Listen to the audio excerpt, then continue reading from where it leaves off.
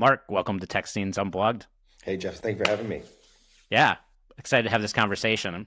So I've been thinking of a few different things, but let's just start from the top and tell me about Nue, what you guys are doing.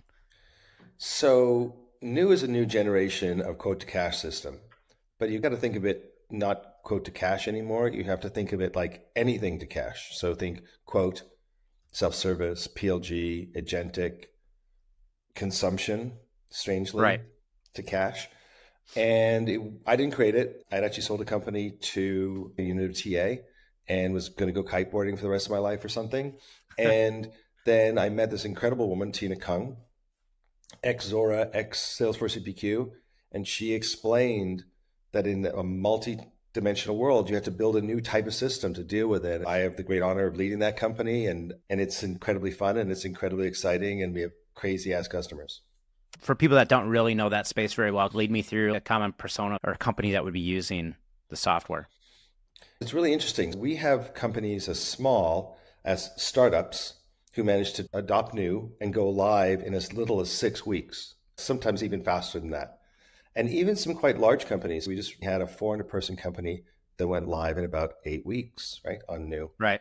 But we also have multi-billion-dollar public and crazy growth stage companies using New, including OpenAI, which also famously went live with multi-billion dollars in 8 weeks. So the range of our customers is really wild. It goes from a few $1 million or $10 million of ARR, I think below Yep. $10 million, you don't really need a CPQ or any of these systems, to billions and billions of dollars.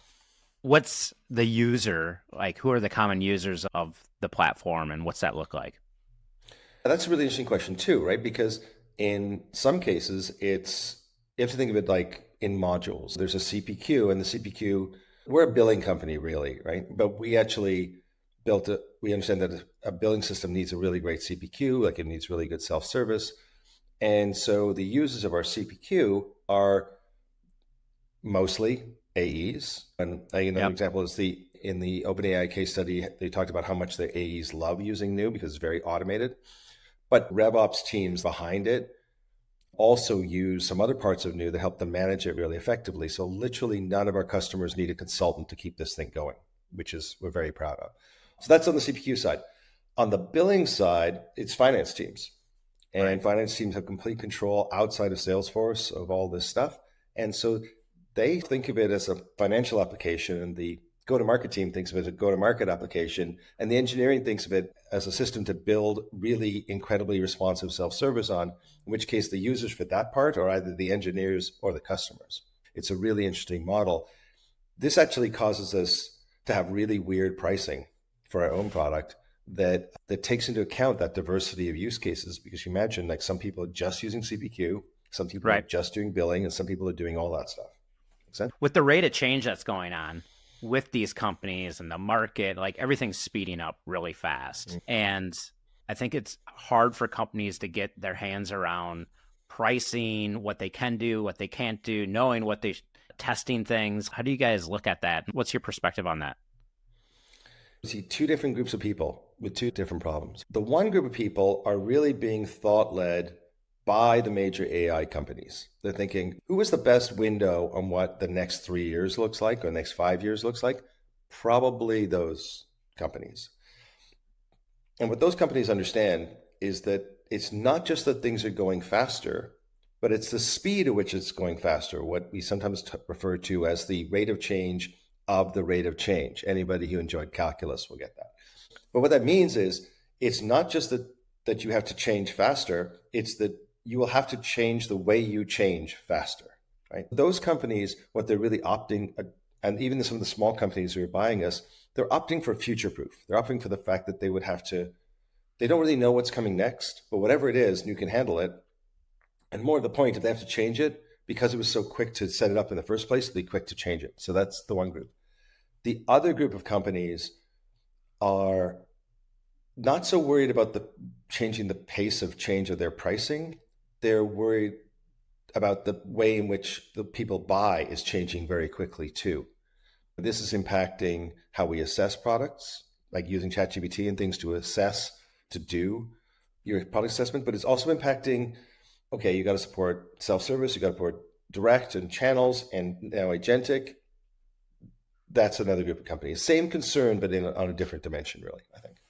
I talk to a lot of CEOs. I work with a lot of teams, and I think a lot of people are really thinking about that rate of change and how long. What do I need to do to become the number one in our industry? How do I remain in that spot? That's becoming really challenging for teams, and I think at the forefront of that is and always is sales.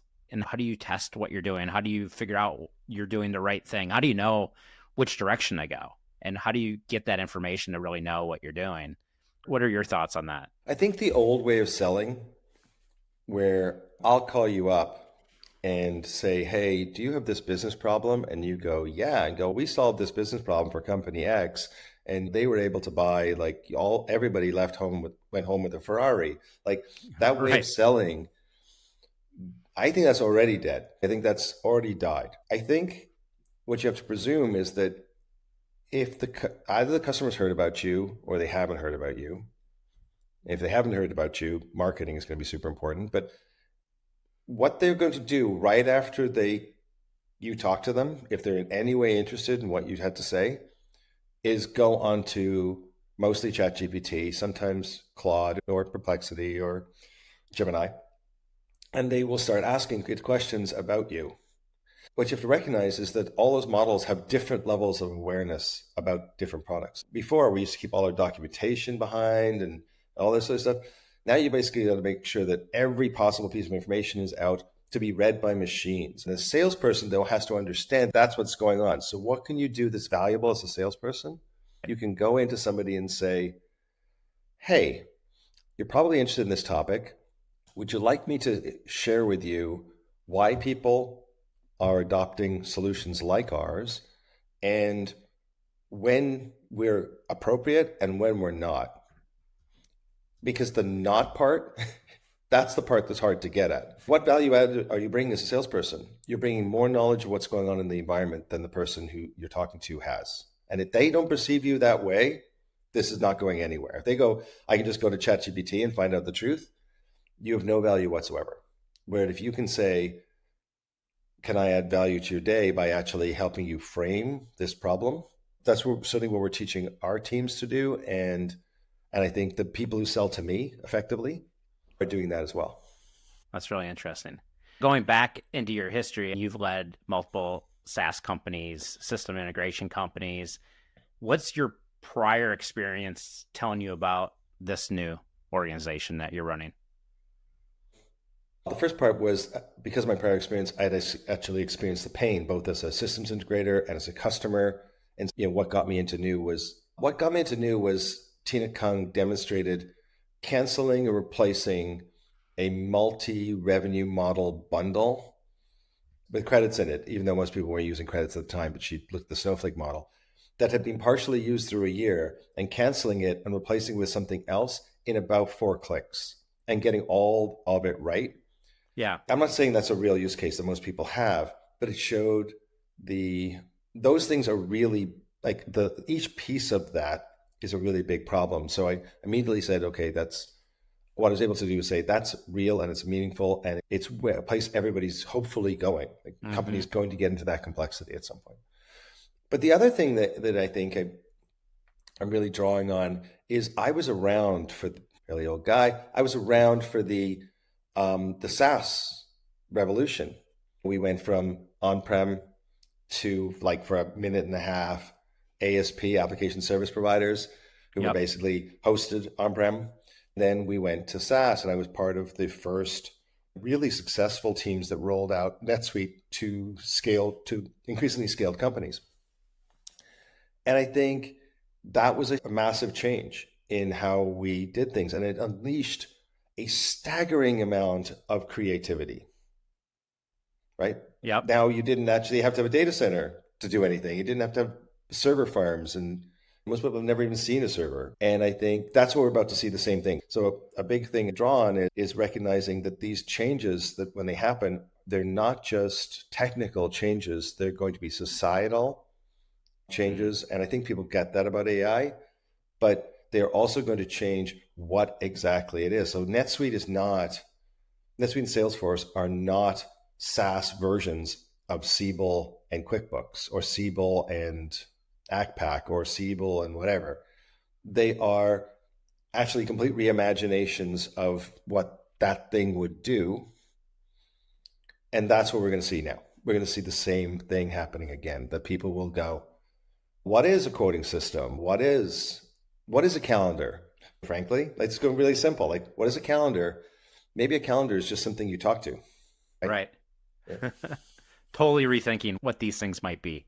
I also lived through the .com, the SaaS. You see those shifts and changes that really unlocks opportunity and creativity. Sometimes you see history show itself over and over again too. There's elements of, you and I have talked about this a little bit in the past, but SaaS and subscription model pricing, and then it going to usage, and now people thinking about subscription models again and trying to figure out what that balance is on both sides, the organization that's selling and the organization that's using it. Where do you think that's going to land, and what are you seeing in that space right now? We had the first emergence of SaaS pricing, Zora, and good, better, best, and eventually more sophisticated versions of that. What started to happen is people said, oh, wait a second, you build a company way faster if you're just pure pay-as-you-go usage. And you can, right? As long as it's hard to replicate the software. But if it turns out that it's not hard to replicate the software because you can write code, you can buy your code and get something out really quickly, there's a real danger that those customers get drawn away by the shiniest whatever thing. Companies are trying to move back to a subscription model to lock people in and get contracted, and also to be able to invest in those customers. It's not just predatory. It's like you want to invest in them more. Well, you just trained them that they were just consuming things. So we're seeing both problems. We're seeing subscription companies trying to introduce consumption models, and the CFOs going, what? I don't want less certainty about my pricing. I just want less cost. I don't want less certainty. If this is all AI based, shouldn't this be cheaper than the thing I had before, not more expensive? Certainly was seeing that with Salesforce, getting basically a lot of blowback on their new pricing. Then on the other side, we're seeing people go, wait a second, why would I want a contract when I was doing pay as you go before? What's the benefit to me? In Nue, we've already been grappling with this because of the range of our customers. You can buy anything that Nue sells on a seat or transaction basis. You can buy CPQ seats, or you can buy CPQ based on dollars, or you can buy CPQ based on consumption of dollars, like using the system. You can buy billing that way. It's not quite the same because you buy billing per invoice or per percentage of revenue, or you can buy our APIs all that way, or you can buy the whole freaking thing as a percentage of revenue commitment, or you buy the whole freaking thing as a percentage of revenue consumption. So we do all those things. Now, part of it is a flex because we can do all those things. We can do all those things, right? But the other part of it is just recognizing that if you're like imagine two $50 million companies, one sells $100,000 contracts and the other one sells $5,000, $10,000 contracts, the value of the parts of that system are completely different for those people. And I think that's what everybody needs to understand to really grow. It's not that usage is right or subscription is right or whatever is right. It's that you have different segments, and offering different ways of buying your product will allow you to maximize the value of those different segments. I think would be our biggest learning from watching the amazing companies we get to work with. Things are just moving so fast. I think it's hard for teams. They used to just have, what is our pricing model? And that's the model. And then we use that for 6 months, 12 months, a year. We come back and revisit that when sales is complaining that this isn't working, or we need to make some adjustments. You take over more of the market, you add more product. But I think it's just becoming more and more complex. And to go back to our conversation about the rate of change, I think it's just becoming more and more complex. A single individual or a team can't keep their finger on that. So you famously have a big footprint in AI. Working with those companies, what have you learned from that? Some really interesting things. Like the one is how similar they are in their view of what is about to happen. That's really interesting. And OpenAI is publicly known, and Glean publicly known, and Jasper and a bunch of other people. But there's also another group of AI companies that we haven't announced yet, and they all have this common view of of their need for flexibility while simultaneously needing rigor. Like, it's not like that these large companies don't still have the problem of, oh, you're in Germany and you're a nonprofit. The pricing model is different than the pricing model is for, I don't know, Boeing. They still have that problem and the flexibility and uncertainty problem. So the second thing is their view of the future of software is really interesting. Without speaking for any one of them, I think they would all categorically say that software, that declarative or that normal program software will continue to have a place. How it's built and how it is modified will change. So I'll give you one of the conversations we've had with a number of them is that one of the ways AI will change software is that your interface will become extremely dynamic in the sense that the interface was written specifically for you in the context in the same way that your YouTube feed or your Spotify feed is unique to you, talk famously. And so that algorithm organizing information for you in a way that makes sense to you, that is going to be a very substantial change. That is something that they all are thinking about and talking about. However, that doesn't mean that there won't still be a purpose of having a vertically integrated thing, I don't know, for farmers figuring out where they put how much fertilizer to put on their fields based on data. Like, it's still a human being on the other end. And maybe at some point they go, no, the robots can do that. Right. We're a long way away from the robots doing that as the world. Yeah. That's super interesting to me. What some people think of as agentic and what those guys think of as agentic is two completely different things. How's that perspective changed how you are actually running Nue?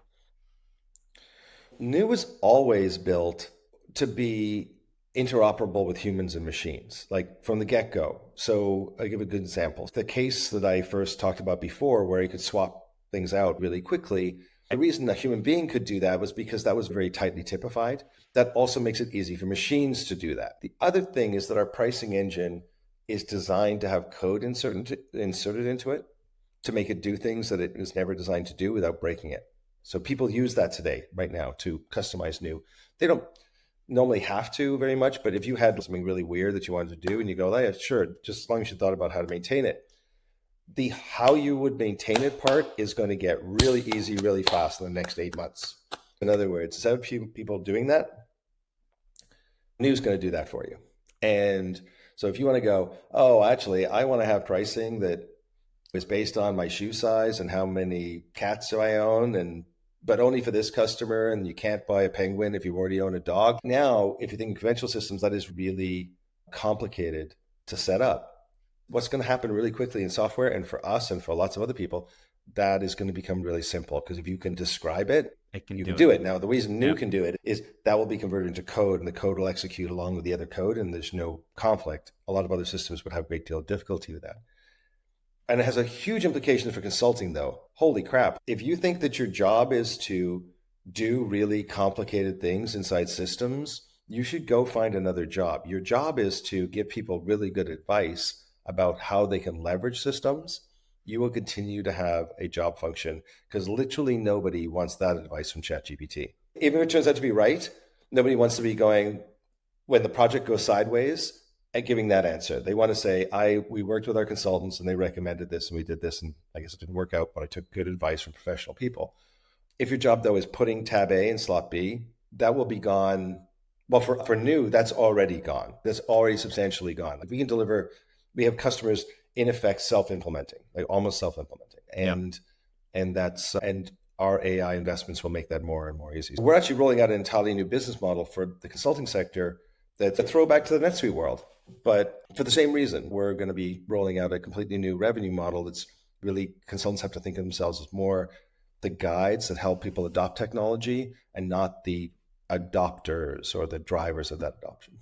How do you see the organization that you're running right now based on all this that you're seeing out there? With the rate of change happening externally, I feel in the clients I work with, really trying to get them aligned and having a mechanism and cadence to ingest information and make changes is sped up. I would say even going way back to the early 2000s when I worked with teams, we'd do a 1-year plan and then maybe meet twice a year.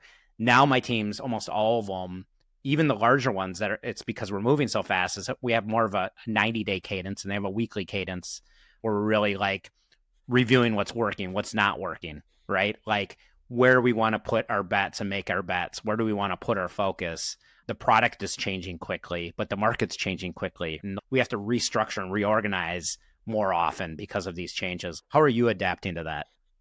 So there are two trends that I'm seeing, both inside in Nue, but also in our customers. I can't really tell you which customers right now, because now we're getting into really about how people run their companies. But the fastest moving companies are running the entire company like an engineering project. So they have epics and they have sprints, and those are 3-week sprints. Right. It's 3-week sprint, analyze for a week, new 3-week sprint, analyze for a week, new 3-week sprint, over and over again. This goes back to, I can't remember if anybody wrote a book about this, but it definitely was a phrase that I've used. Most people think it's ready, aim, fire, but it's actually in tech, it's fire, aim, ready, fire. You just do something, recalibrate, then plan, get some data, then plan, yes, then do something else and do it. And I think we're getting back into that break something. But the difference is the tools are better. For example, people go, what was wrong with that? What was wrong with that was that the analysis that happened was garbage. How many people can actually do analysis? Now with AI, you can do the analysis. Like, in fact, the analysis could be happening the entire time, right? So you'd be sitting there going, okay, let's just take all this data and now let's see if this is actually working. And what are the trends? What are your recommendations? What AI is also drawing is the experience of other teams, right? I think that's a really interesting thing. The other thing is you have to stop thinking of doing things and thinking of enabling them to happen. That sounds like the same thing, but it's not. Explain that. So a good example of the difference is between doing consulting and training other people to do consulting. One of the big things is people are building software and hiring other engineers to build software that you designed. These are enablement functions, right? Now we have to think about enablement where if you could get an AI, for example, to lay out the plan for somebody or to do any step you can get them to do, that doesn't just make it go faster, it enables more people to do it. Yeah, that's a good example, enablement versus doing things. And I think when I actually set our goals for this year, it's like, yeah, we have a revenue goal and that's definitely going to work out. But I said to everybody, I don't really care what the revenue number is. I care about this thing, and these are all enablement activities. If we do all those things well, the revenue number, not only just the revenue number this year, but the revenue number next year and the year after will happen. If we don't do those things, even if we hit the revenue number, the wheels are going to come off the cart. I think a lot of people who run tech companies go, Mark, that's not a new thing. That's always been a thing. I'm just saying the new tools make it more likely to succeed. Like, we've always tried to do it, but I think that using tools in a new way can make it succeed. I totally believe that too. And enablement to me is like building capabilities in the organization. Like, I think we outside too. We set these plans, but then the question I think a lot of teams don't really ask is not only what do we need to do, but like, how are we going to do it and who's going to do it? When's it going to get done by? And those are the building blocks of building capabilities internally within the organization and externally. And those are the things that we need to focus on, because those are the things that actually build an organization. And I think a lot of times teams will just say, hey, we need to do these things. All right, let's go. But they don't have that second deeper layer of conversations of what do we actually need to do to achieve these things. And especially in teams that are doing things that are never done before, they're highly cross-functional. Right? So we really need to know what our role is, what our team role is, who's going to do what. And then I think like what you're saying too, and I'm seeing this with a lot of teams I'm working with, we can actually analyze the stuff that we're doing more clearly now. We can make plans more clearly now and enable other people to do those things, but we can actually track them to see if they worked or didn't work. And having that mechanism of doing tracking, you can keep on dialing that in a lot faster. I think that's what's speeding things up. And I think a lot of people miss that. That happens from day one as a founder of an organization. You have some assumptions, you do some stuff, you figure out what works, what doesn't. As you grow an organization and really scale an organization, you need to keep and have some sort of framework, because that's happening in every single function of the organization, from sales to product to engineering. Everybody's just dialing in what they're doing, what's working, I think. And we haven't had the tools in order to analyze that. And now that we have those tools, we can adjust faster. Yeah, I think the military is famously good at this. The president decides whether to invade a country, but not how. This moves down the ranks, the job gets more and more granular. They famously don't do is inject decisions down. Like they just go, take that hill. I'm not going to tell you how to take that hill.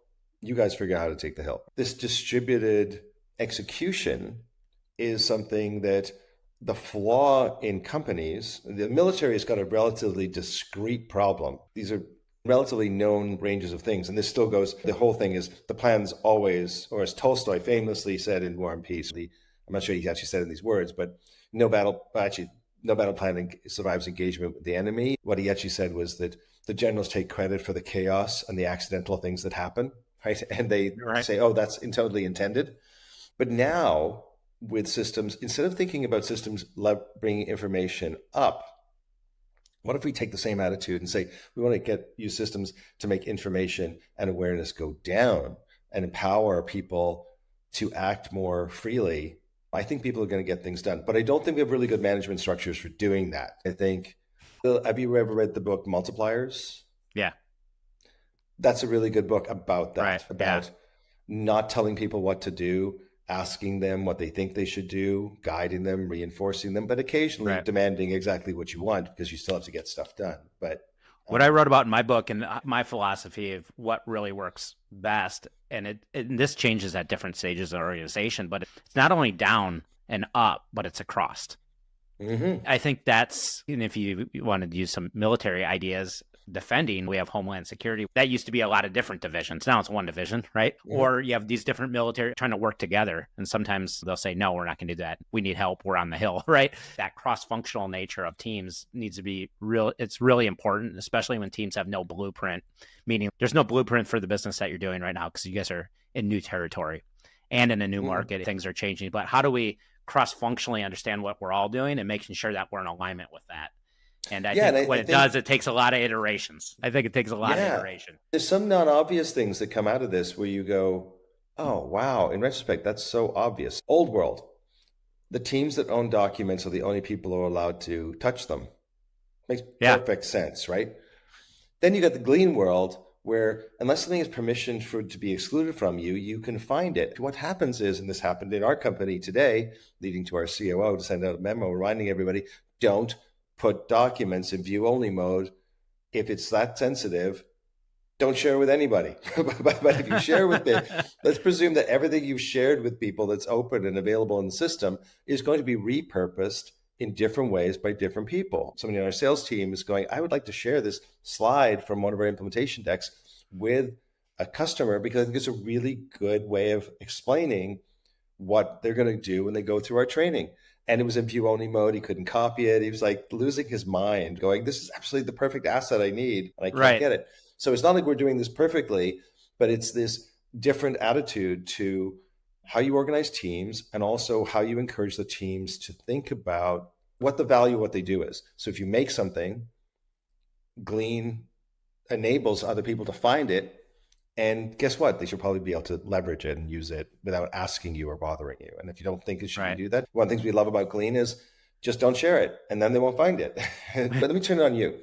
So what's the biggest change that you are seeing in the work that you do with the way teams are organizing themselves? I've been talking about this as an idea, but you actually work with teams all the time. It's how you and I got to meet. What are you seeing that people are successfully adopting that makes their teams work more with the pace of change and the pace of change? This is funny. And this might be the first time that I've actually said it this way. The teams that are actually willing to pause, like literally pause, come together. When we launch a team, we do 2 days leadership team together and just pause for a second, right? This seems so like opposite of what the world's doing right now, which is going faster and faster and faster and faster, right? But the teams that are willing to pause and take a second just to think, and then we do some prep work ahead of time coming into the session, so they're unpacking their thoughts and working with their teams bottom up across. But then they come into the session and we just try to really pause and give space for the right conversations and go through the right path of having these conversations. And then to really just align. And this sounds so simplistic, but like A team in a launch session or annual session are going from, let's remind ourselves of why we're doing this in the first place, our mission. You don't have to spend a lot of time on that, but that's a focal point that's important. And then bringing it back, we build a 3-year vision, a simple 3-year vision, just so we can see where we're tracking and that we can align ourselves. That 1-year plan is important. We do that in a certain way. And then the next 90 days, some teams 180 days. But the fact if you can just get a team to sit and pause for a second, reflect on what's working, what's not working, call it a QBR or annual review. What's most important for us? Let's narrow that down so we can really focus. And it's bringing those inputs back in. I think a lot of times what you'll see now with a lot of teams is that they have so much information at hand and they have so many ideas because of all this information. They're almost running, I used to say teams are running in 5 different directions. Now some of these teams, first time that I meet with them, are literally running in 30 different directions, and they don't realize it because it's just the information overload. But the ones that can sit there and pause, rethink this through, put it together, simplify it, and then really get clear, like, what are we going to do? How are we going to do it? Who's going to do it? When's it going to get done by? And then have a weekly cadence on that. Or where are we at with this? What's this look like when it's done, by the way, too? I think a lot of teams struggle with that, where they make a plan, everybody understands the plan, and then they finish the plan and they're like, is that really what we wanted to get done? That really moved the needle. And so we actually did all the steps, but the outcome wasn't necessarily what nobody ever said. A really good example of this, both a positive one and a negative one. So the positive one or the negative one that people get into is feature creep in products. Where they just go, let's do this, let's add this, let's add that, let's add that, let's add that.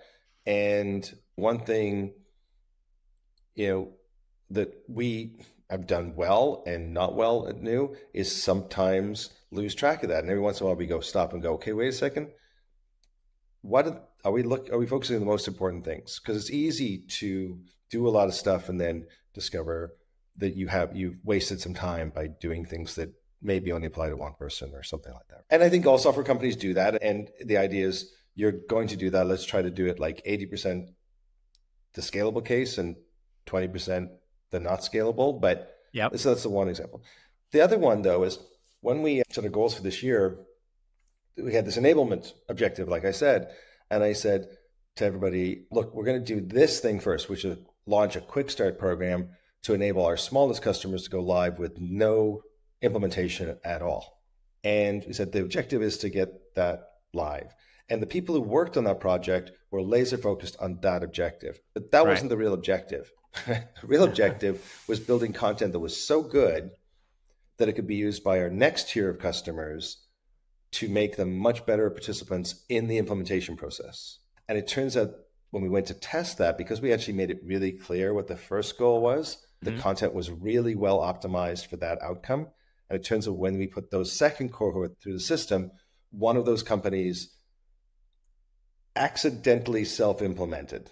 They actually, while going through the training in their off time, they actually implement the entire system. And we were like, what? Not a small company, 400-person company. So it's not a big company, but it's not like a tiny company. But if we'd said to the first team, your objective is to build training for the second use case, how? That's too big of a problem. We just said, let's keep it discreet. And I'm not saying that it's looking backwards, we sound like geniuses, but it was just like, let's just bite off a small objective and kill that one and then move on to the next one. It turns out killing the first one killed the second one. I find a lot of teams, they're just scattered. And see if I have a good analogy for this. I do Brazilian Jiu-Jitsu probably for the last, I think, about 14, 15 years. So I grapple with people, and a lot of times I'm training with newer people. And when you train with someone that's new, they're scattered and they're trying all these different things and they're freaking out because they're new at it. And a lot of times I get into organizations and some of the employees are acting like that. Like they're just trying to do everything possible and they just don't have focus. And I think at the end of the day, we're on a timeline and we only have so much capital and we only have so much energy. And I think it's really important just to pause, even though the world's running a million miles an hour, and just really think about, if I only could do 3 things in 1 year or 3 years or whatever the timeline is, what are those things? So we can take all that capital and everybody's energy, which isn't unlimited, and really focus it into those areas. And the companies that do that, from my perspective that I've seen over the last 20 years, they're the ones that always get ahead. It's the ones And that are just just spreading themselves too thin. They're not progressing far enough into those paths. I don't know a lot about jujitsu, but I think I understand that one of the principles of jujitsu is that using your opponent's energy against them, right? But I think one of the things I see that I have done and I see other people doing, and sometimes I catch ourselves doing, and we try to correct for that, is trying to change the world rather than try to go in the direction the world is going in a better way. And people going, in a perfect case, it'd be like this, but it doesn't have to be a perfect case. For example, there is a trend towards adopting certain forms of agentic assistance in all sorts of different things. Battling that trend, there's some good merits for why you might not want to do that. That is probably going to be a hard case to make. It may turn out that you're right, but it's going to be quite difficult, as opposed to saying, how would we be able to take what other people are doing in companies and adapt that learning to what we do? Is more like taking the way the market's going, and to go back to the jiu-jitsu analogy, throwing the market into the wall or whatever the thing is, rather than the other one, which is stop, pay attention to the way I see the world. It's like, no, why don't you pay attention to the way the world sees you, and then try to go with that. You use their energy to get to where you want to go. Right, exactly. Right. The world is moving in a certain direction. It's probably better to set your sail to catch that wind and go in that direction than to try to fight a different direction. I was speaking at a pavilion event, and they said, what's the number one thing you've learned in your whole career in multiple companies? And I said, never enter an empty market. Always go into a market that already exists and make it better. It's so hard to be a category. There are people who've done it, like Slack, right? But it wasn't like there was no messaging market. They just made a much better messaging app. If people go, oh, it's a category definer. No, not really. Like the same functionality exists all over the place and all sorts of things. Right. There's chat in Google Apps. They just went and did it to the next degree. And I think if you think of all sorts of products that you think of as category defining, they're not really, they didn't come out of the woods from whole cloth, with the exception of generative AI, which really did. But a bunch of other things are really somebody going, hey, there's a market over here. The inspiration for Slack, as I recall, was basically email is a terrible way to do certain types of interactions. And they wanted to create a system that was less like that. And I think they did. And we all use it. 100%. Yeah. The fact that we went from telephones to email to Slack, it's interesting how they saw that. And I think they adjusted their sales and built what was really needed. And I think sometimes companies can see that a big picture thing. And I think sometimes companies will really dial into something very small. I'm always interested in the people who got rid of some of the other modalities. I look at my life. I have a phone, right? I have email and I have Slack and I have WhatsApp and I have all the other subject matter communication tools that are really content, communication dressed up as content or content dressed up as communication. And then we have OpenAI. So I don't seem to be shedding ways of interacting very well, but I think my understanding is that some companies really are. That's a different level of focus as a company where you go, you know what, we're going to use these tools in very intentional ways. And I'm very interested in that. I don't really have any wisdom on it. I'm just really interested in people to do that. Yeah, that is interesting. I haven't gone down that path. That's interesting. I do have one question I want to ask you. It's an open-ended question, and I like asking this question. You've been in this tech world for a long time, from raising capital and building products and building companies. What do you think's not talked about enough that's important? The number one thing I think that people don't talk about is the lack of seriousness that people often approach their projects and entire companies with. And let me explain what I mean by that. Yeah. Everybody knows that what you're supposed to do, and actually what Tina did at Nue, is come up with a thesis and then go out and talk to a whole bunch of people who you believe have the problem, and then refine that thesis and then present that thesis back to them in the form of a solution. And then when you get approval, when you get their buy-in, build it. I have never done that. Like until I came to Nue, it's always been, And then we talk about it famously, pivoting, Right. right? Pivoting is what is the polite explanation for you wasted millions of dollars of somebody else's money doing the wrong thing. Because what we do is so hard.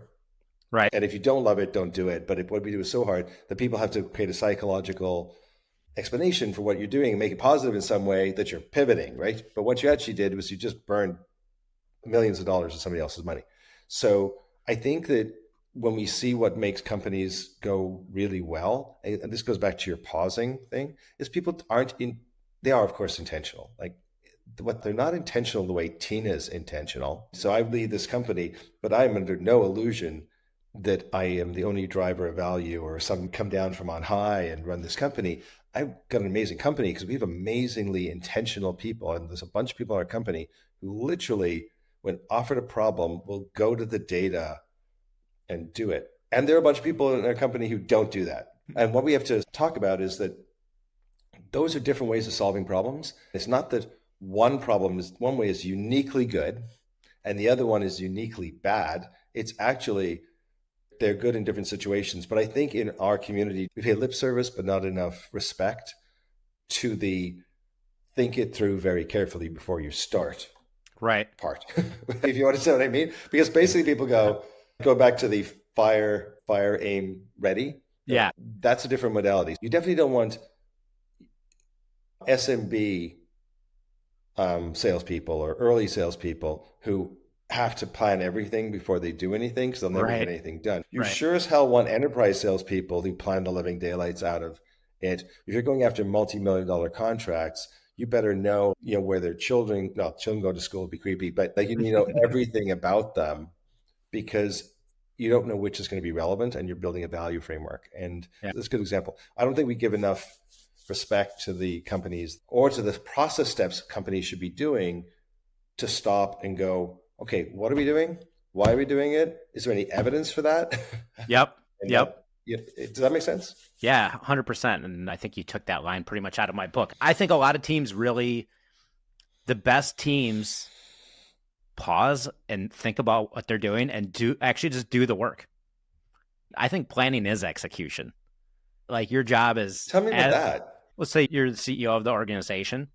Like everything that is done in the organization to grow the organization is executing. Your job is to make sure that you give time on your plate and your team's plate to do that work that you're talking about, to come together, to have the right conversations, to distill down to what you need to do.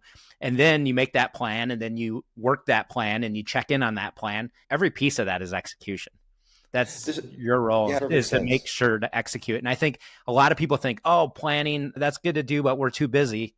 No, that is execution. That is part of the whole system of everything that we do. And that's why I like to think of an operating system, the tools and the cadence, create the right behaviors and outcomes. And again, all of that is execution. Everything. I always love the phrase, everything's execution.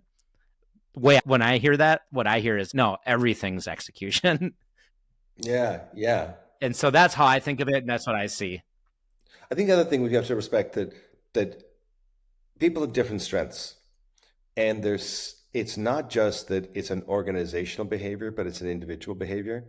And you have to recognize what people are really awesome at. For example, we have James MacArthur's on our team he's notionally our head of RevOps, and he's a great head of RevOps.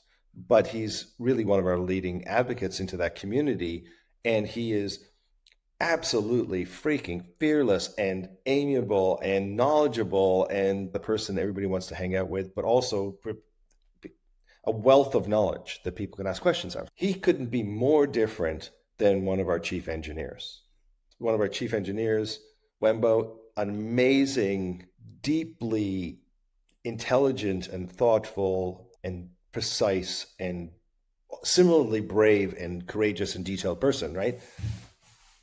They are colleagues. They like and respect each other. They would approach problems in completely different ways. And because they're in the right jobs, it's fantastic. If they had the opposite jobs, total mess. They would, like Wembo would not be good in front of thousands of people. Maybe he would. I've never seen Wembo do that, but they're just different people. And they're both amazing colleagues who I love and respect and value very much, but they are very different people. I'm just picking those two out because they're both awesome. We have so many awesome people we get to work with, but that's a good example of these amazing people who their individual differences matter. When we think of teams, you have to also understand the teams, depending on who's on the team, they will just behave differently. Every team I work with is a different flavor. You add a new team member, you take off a team member, it changes what that is. But I really believe is you can building the right team is an iteration, and it's going to change over the time, and trying to have the best team at all times is what you're trying to do. But it's all those different things that those people bring is you try to bring those to bear.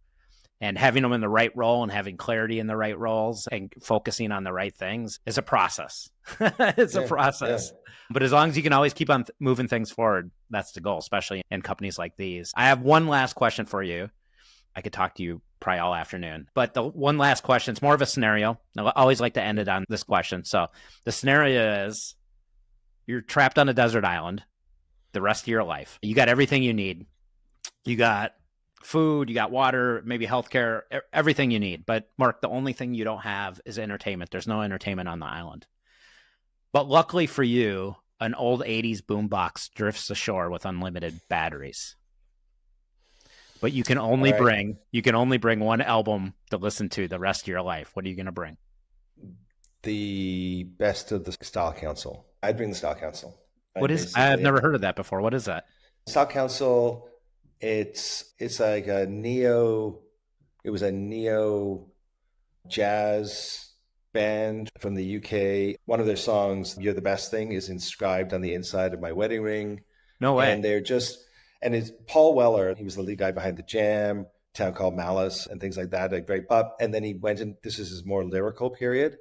But the funny thing of it is, it's class warfare as cool jazz. So you got to basically songs like Life at a Top People's Health Club and stuff like this. It's all about Northern England, where I'm from, and about the deprivation and the hopelessness, but just with a catchy beat. And so it's thoughtful. And it's interesting political ideas and truly beautiful music. So if I could only listen to one album, I'd listen to the best of the Style Council.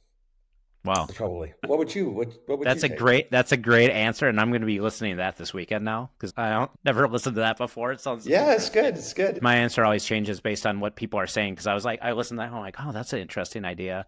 Today, what would I? You know what? As I look over at one of my guitars on the wall, I think I'd bring the Police, something from the Police, or something from Sting. I think that's the vibe I'm feeling right now. Yeah, the first Police album was like, actually, all the Police albums were great. I Can't Stand Losing You. It's just it's iconic. Yeah, iconic. Yeah, I can see that. I always kind of liked Sting's first solo album, Dream of the Blue Turtles, which was everything I liked about the Police slowed down. That's a good way to put it. So yeah, I'm thinking putting myself in the theme that Sade, like all the Sade, when we did that album, that first Sade album was pretty crazy. Yeah, crazy good. It's a hard question, and it's funny because I can ask people a lot about business, and we can talk all day long. And I ask that question, and it stops them in their tracks. It's a hard one. And for someone like me that really loves music, it's really hard. Did you ever watch Professor of Rock on YouTube? No. This guy called Professor of Rock, he actually managed to get interviews with all sorts of people. And he always does top 10 lists from this year and that year. Okay. With tons of history around it. For example, I never realized that who were the famous Who anthem. Yep. There's 3 F-bombs in that. And once you've heard it, you're like, you can't how did radio allow that to be on the radio? I don't have a problem with it, but how did they not take that out? Quite clearly drops like 3 F-bombs. So I'd say I learned that from Professor Rock a few weeks ago. We'll have to check him out. Yeah. All right, man. Thanks so for being on the show. Yeah, it's great having you on the show, and I appreciate you being on it. It was fun. Thank you.